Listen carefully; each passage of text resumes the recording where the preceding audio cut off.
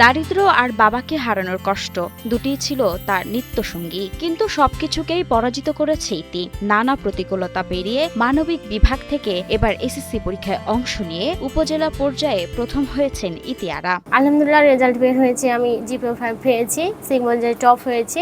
SSC পরীক্ষা চলাকালীন সময়ে বাবাকে হারান ইতিয়ারা। বুকে সেই কষ্ট রেখেই পরীক্ষার খাতায় কলম চালান তিনি। করেছেন ভালো রেজাল্টও, কিন্তু বাবাকে দেখাতে পারেনি সেই সাফল্য। আমার পরীক্ষা চলাকালীন অবস্থায় আমার আব্বু মারা যায়। আমার আব্বু মারা যাওয়ার পর আমি ভেঙে পড়ি, ওই যে আমি কিভাবে পরীক্ষাটা দিব। তো আফসোস হয় যে আমার আব্বু এত কষ্ট করে আমাকে পড়ালেখা করে গেল, চালিয়ে গেল, কিন্তু আমার রেজাল্টটা দেখে যেতে পারলো না। সংসারে অভাব অনটন, তার উপর বাবার মৃত্যু। 4 বোনের 2 বোন অর্থের অভাবে পড়তে পারেনি। স্বপ্নটা যেন বারবার থমকে যাওয়ার মতো, কিন্তু হাল ছাড়েনি ইতি। দারিদ্র্যকে সঙ্গী করেই চালিয়ে গেছে পড়াশোনা। কাঁথা সেলাই, পশু প্রতিপালন সহ মাকে বিভিন্নভাবে সহায়তা করেন ইতি। কাজের চাপে স্কুলে ঠিকমতো যেতে না পারলেও লক্ষ্য ছিল অটুট।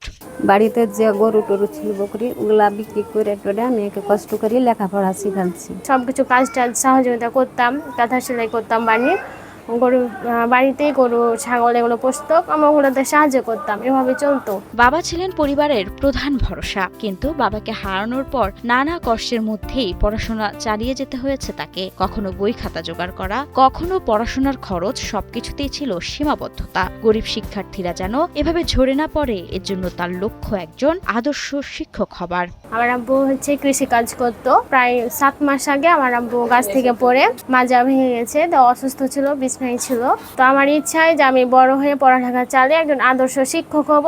আর প্রতিবেশীদের ভাষ্য, এ যেন নর্দমায় পদ্মফুল। তার সফলতায় আনন্দিত স্থানীয় এলাকাবাসীরা ও শিক্ষকেরা। সে রাজনীতি বহুমুখী উচ্চ বিদ্যালয় থেকে শিবগঞ্জের মধ্যে টপ রেজাল্ট করেছে জিপিএ 5 নিয়ে।